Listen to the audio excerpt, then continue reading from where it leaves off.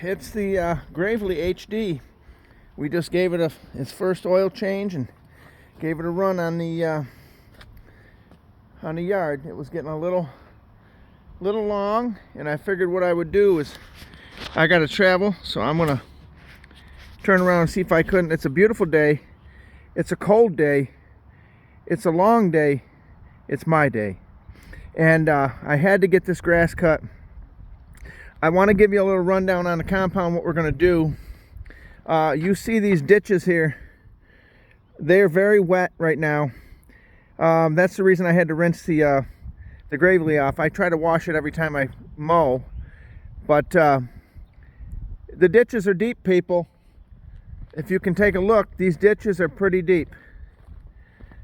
I talked to the guy from the county, and he's going to go ahead. I've got to buy the culvert, the 12-inch perforated culvert. But you see the white lines he's got here? Okay, he's wrote some every 20 feet. It looks like 20, 40, 60 feet here to get me down to the end of where the yard is. And it's looking like, oh, I don't know, another maybe 100 feet there.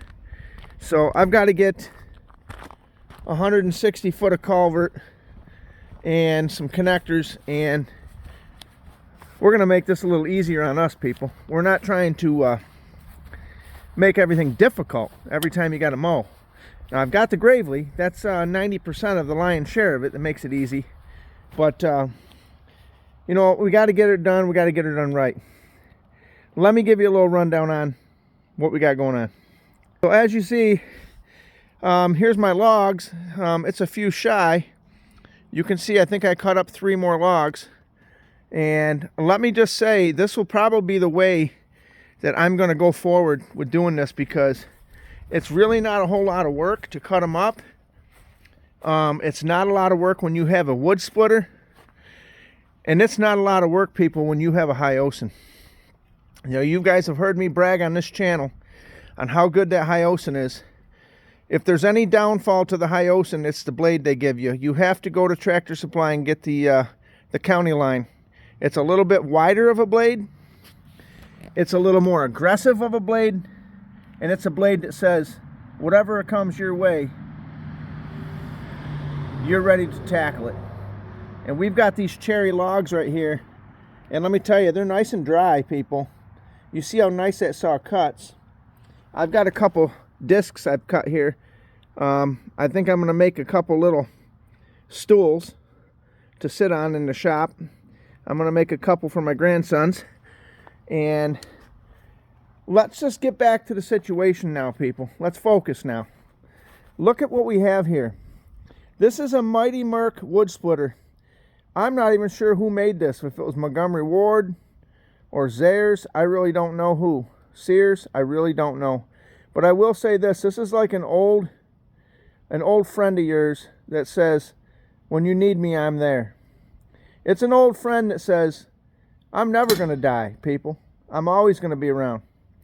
It's an old friend that says, even the hydraulic lines are hanging in there. And it's an old friend that says, when you need to buck up some wood and you need to get her going in the shed like this, I've got all this here all bucked up today. About looks at about 2 cord. I've got some old wood there in the back.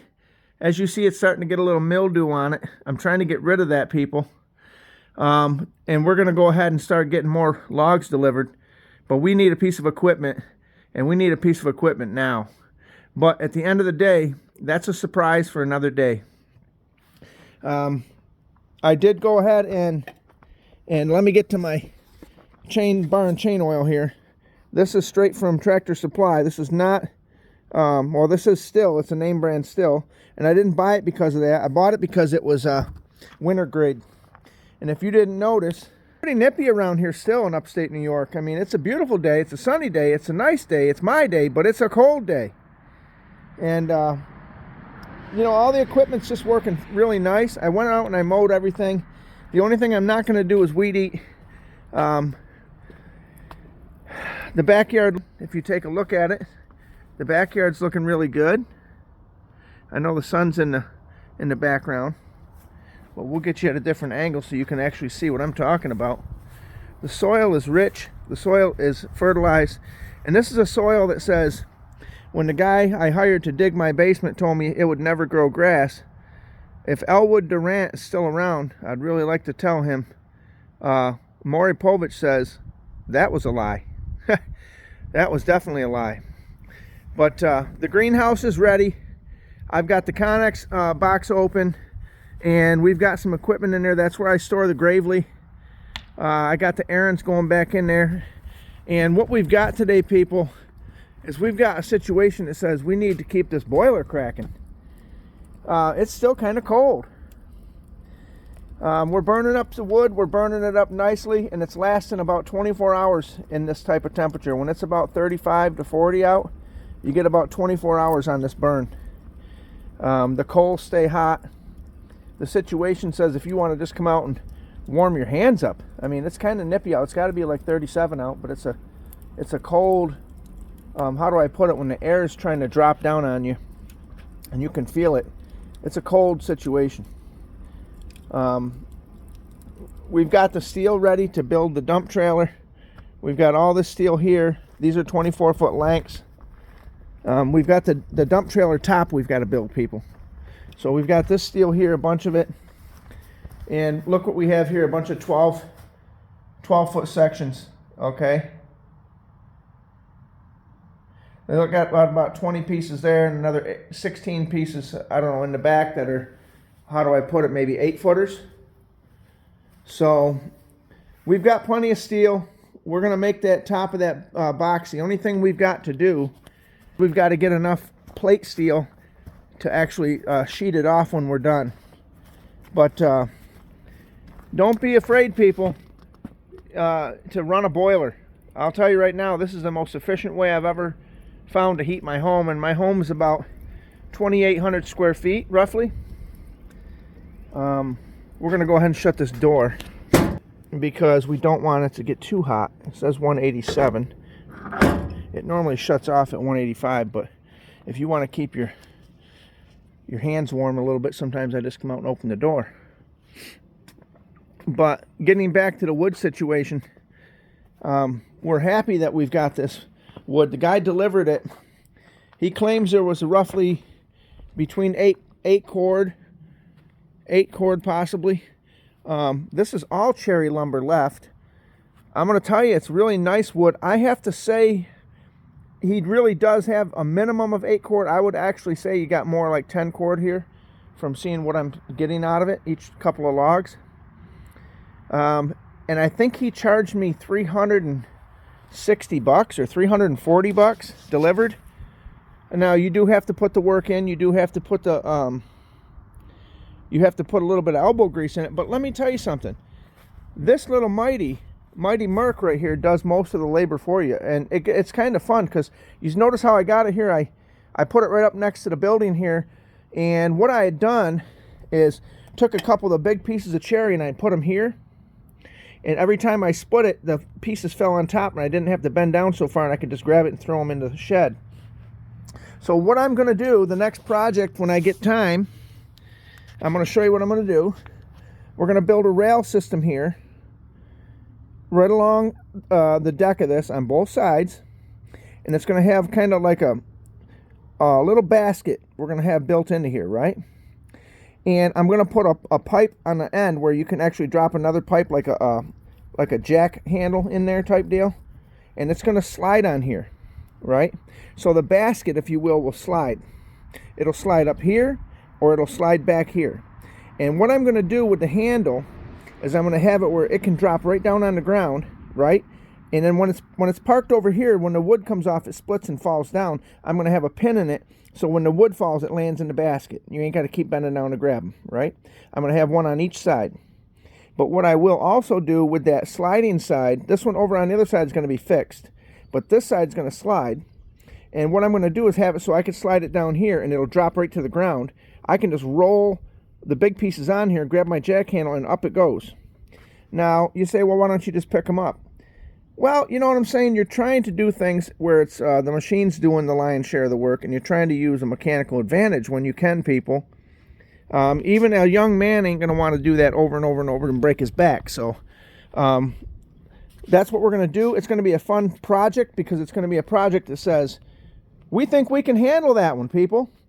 But hold on a minute. Let me get to my sponsors. Impact Energy Drinks. Stewart Shops. Sugar-free Impact Energy Drink. Citrus-flavored energy drink. This right here will make you higher than 3 kites, 2 pigeons, and a lab rat. When you need to get your work done and you need to get a pick-me-up, go with Impact. It'll make a big impact on your day. Impact Energy Drink from Stewart's Shops. Stop and get you a couple of these. They do have a cherry flavor too. It's really delicious. So let me show you right. I don't just talk about it, people. I'm telling you what, this is enjoyable. So if you want to get you a pick-me-up and you want to be higher than 3 kites, 2 pigeons, and a lab rat, make sure you get yourself an Impact from Stewart's. You won't regret it. Let's get back to our scheduled programming. So as you know, we're fixing to go out of town again, and it's been a busy spring. But this right here is the chore that says, when I get back, we can cut up as we need it, people. We don't have to try to do everything in one day. We can come back and we can cut some of these things up and we can get them done. We can get them done efficiently with the Mighty Merc. We've got the trailers waiting in the wings. We've got to get this dump trailer done. I'm just, every time I come home, I'm just taking a look at this and I'm saying to myself, the paint held up good. Everything seems to be, that's just a little bit of debris on there. But the paint held up good. It's nothing's chipping. It's really, really nice. It had the epoxy primer put in it. It feels good to the touch.